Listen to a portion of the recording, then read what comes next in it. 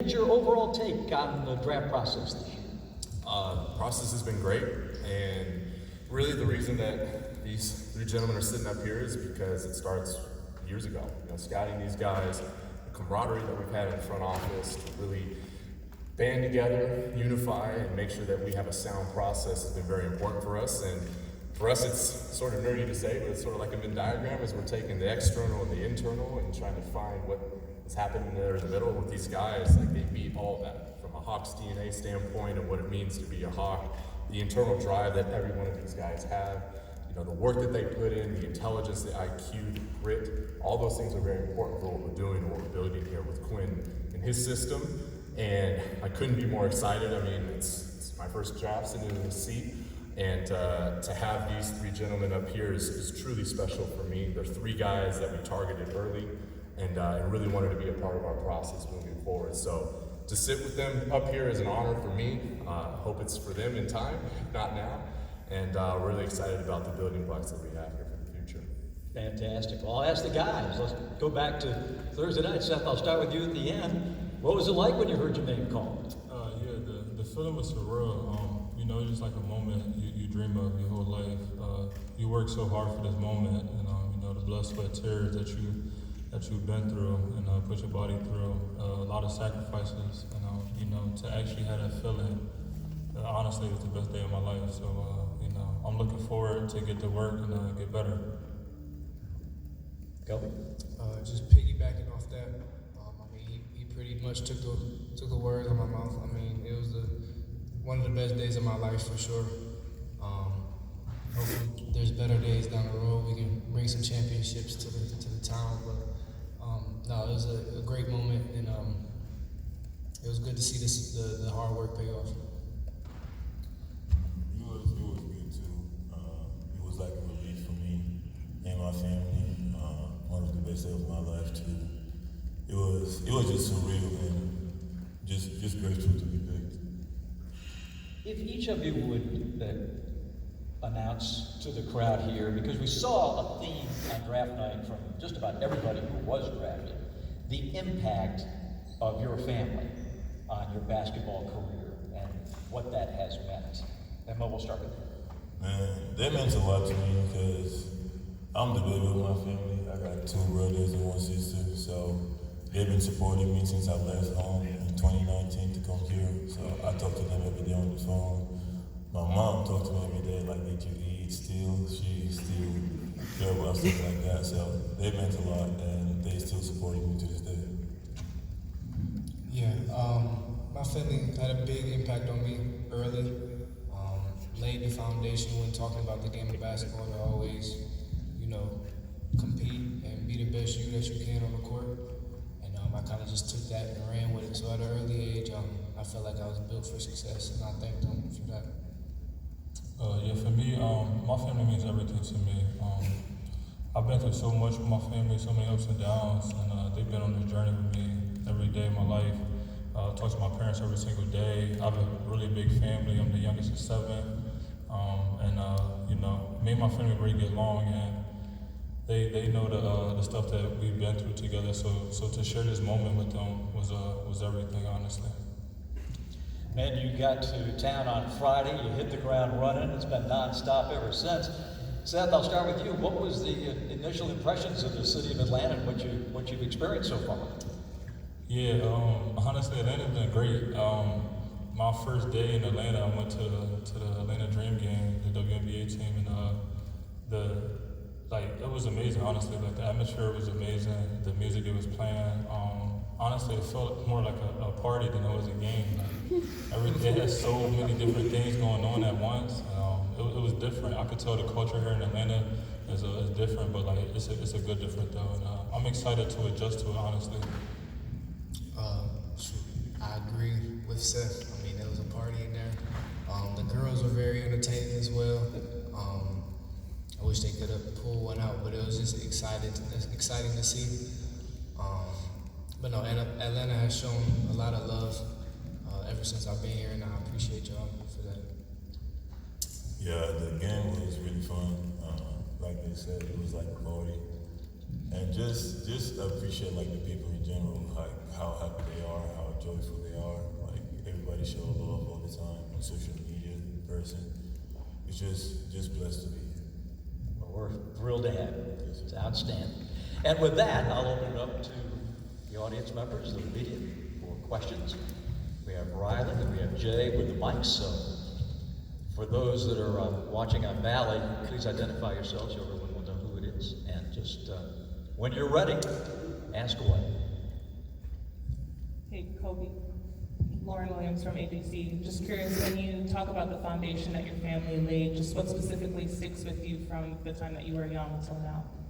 No, they just always, taught me to be the best me, and me taking steps to be the best me just allowed me to get to this point. So, my mom always said, "Play like the world is watching." So that's what I've been trying to do ever since I was young.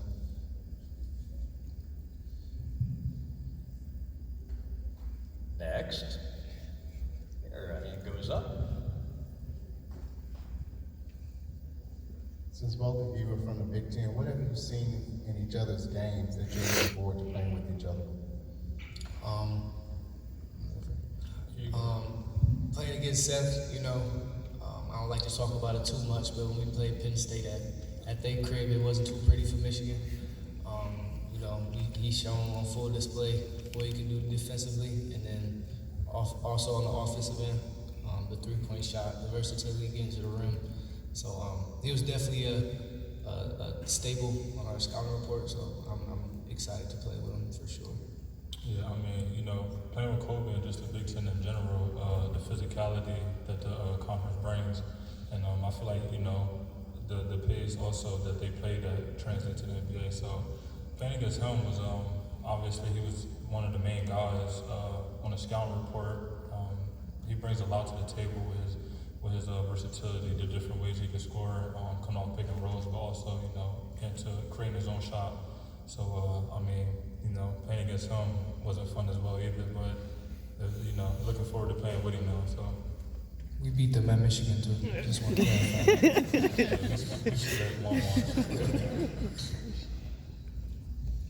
Hi guys, Kevin Taylor, Main Sports, and this is a question for all three of you. Have you talked to any of your upcoming teammates, and if so, what have they maybe mentioned to you or given you any words of encouragement to start? I'll take that one. DeJounte reached out to me right when I landed, and a couple of the other guys have reached out, but specifically DeJounte FaceTimed me and just encouraged me to get into the gym immediately and keep working hard. Hopefully we can link up in Vegas, he said. So I'm looking forward to working with those guys for sure.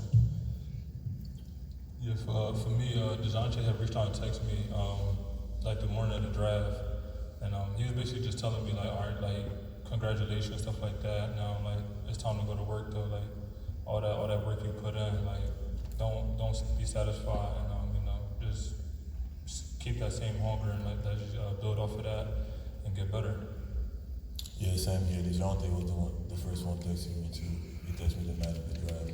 Jalen did too. He was just saying the same thing, like that's when the work starts. You're gonna keep working. Don't remember where you're coming from. Don't remember keeping the work. And it was just supportive. Colin Beasley with the AJC. Seth, you said that the city of Atlanta was different, but a good kind of different. If I'm seeing correctly, I believe you have different tatted on your arm as well. So what does different mean to you? Yeah, so I just feel like that I'm different. That's part of the reason why I got this tattoo. It's a unique tattoo. Like no one else has this. Like, I came up with this on my own. I had got number 1 because that was my number in college, and then I got the cross as my T because I'm religious and always put God first in everything I do. But not yet. We're different. Just just be yourself, stand out, never try to fit into the crowd. I feel like I'm custom made. Like I'm myself, and my family built me, and I'm just me, and never try to be anybody else.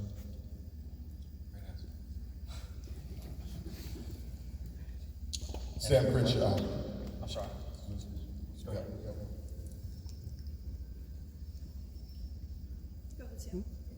Sam Rich, LCW 69 and 92.9 The Game. Just a question for each of you, or any of you want to answer it. How much have you observed this team in the past season or two, and what we've been doing here recent years?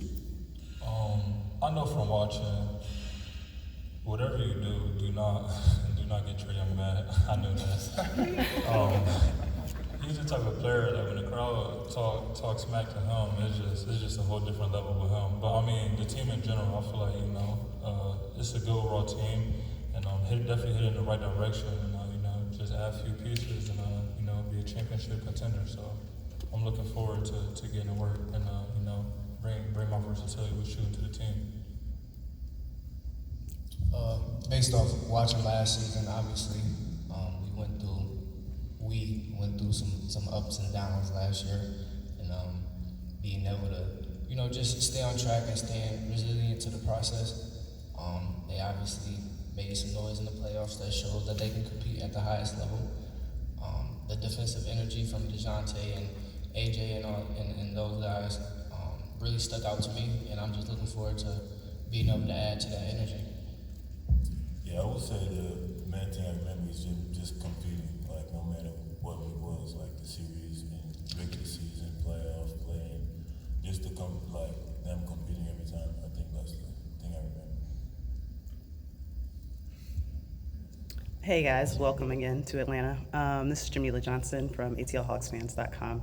I saw you guys were in the gym already getting some shots up. Was that something that was planned? Did you guys have like a little practice? What was going on there?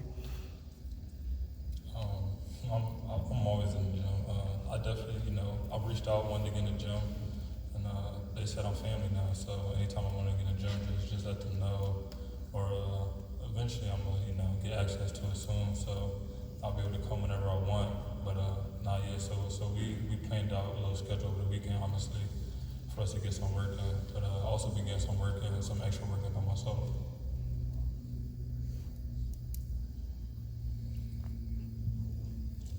Kobe, right here. Ken Segura, the Landry Constitution. When you got drafted, Landry was telling a story about how I think you wanted to get better at defense, so you were watching tape of one of your teammates, just specifically, to try to get better. Hope you can elaborate on that and just kind of what defense means to you as far as being part of your game. So, talking about watching people that's ahead of you, teammates, I kind of experienced that at Michigan. Watching a lot of Eli Brooks, the senior that was in front of me, and just before I get here, watching some of DeJounte film, seeing what he's doing. Obviously, he's a great defender. So just trying to take things from him early so that you're just a little bit more prepared when you get to this level.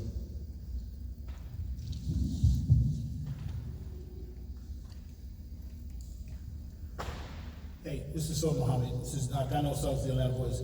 You doubled your scoring average from your freshman year to your sophomore year. What do you think, as far in regards to scoring, that you need to improve on this level now? I think definitely shooting still. Kind of my main focus on offense, because in this level you got to be able to shoot, space the floor. But I think just working on my game overall. I think I got a lot to grow, and I think I will grow in a lot of aspects too. This is for all three of you guys. Lauren Williams with the AJC. Have you guys gotten a chance to talk to Quinn Snyder since you guys have been here? And if so, what have you learned from him? Coach Q is a great guy. We had a lot of conversations with him. You can tell from the jump that he's a coach that demands a relationship from his players, and that's something I enjoy. I love being able to talk to the coach on and off the court. But no, as far as what I've learned, just looking forward, if I were to get into coaching, that's how I would want to approach my team. So. Yeah, I think Quinn a great guy. I think I learned that he really into details. He like details a lot, and I'm just looking forward to see how he coach, how he gonna push me to be better, and I'm excited to work with him too. Yes, I've had a conversation, one of my conversations with him already, and he told me about his process on how he got here and stuff like that, and but also we've had dinner with him, and I feel like he's a jokester off the court. Like he was joking around a lot, coming around the tables, and talking to us, but trying to build a relationship with us. And like Kobe said, I feel like that's important. I value that a lot. I feel like the best teams in the world, the winning teams, they have that relationship off the court with the coaches and the players as well. So. Landry, this question is for you. You said you've been watching these guys for a while. Can you kind of maybe go into a little bit more detail as to maybe was it anything or other factors that you liked about these guys for you to be able to draft them now? Yeah, it's a good question. So, starting with Seth, kudos to Mo. He's been scouting the NBA. At this level, having the ability to shoot is crucial. Don't always have to have it, but it comes at a premium at this level. And he's a guy that, when you watch him, there's a difference between a guy that shoots him because just they can. There's a guy that knows they're a shooter, and they have the identity of that. And that's what Seth has. And he's got an NBA body today. And for us and how we're trying to build, shooting is a premium for our system. And that's something that is going to be really good for us. And with Kobe here, the versatility that he has with the ball, without the ball, watching him from year 1 to year 2, the defensive mindset that he has, having a chance to talk with him at the combine, it's very rare to have a lot of the tools that you see externally, but the internal drive and the IQ that kind of brings it all together. Dwight Lutz in our front office has said that feel actualizes potential. And for Kobe, that is something that is crucial. And for him and his ceiling, that's going to be really big for him. Playing on ball, off ball, the ability to defend, him taking pride in that. We need more defensive capability with our team. So something that stood out very early on with Kobe, and then with Mo here, Mo's taken a huge jump from year 1 to year 2. He's got an unbelievable wingspan. Wish I had that as a player. And the tools that he has at his size is rare. You don't see that very often. And just our assessment of him and his athleticism, the body type that he has, his ability to move his feet defensively to where we can see cross matchups. That's something that he's going to grow into. He mentioned his shooting earlier. He's not a non-shooter at all. He can shoot the ball, but we want to get that to a consistent level to where he's an unbelievable threat on both sides of the ball. And that's something for him he's going to grow more and more into. But the potential for him and all three of these guys is really, really high. And I think that we have the staff to absolutely get the most out of them. And I'm excited for them to watch their development over the next few years, however long that is. We're excited about the process with all of them.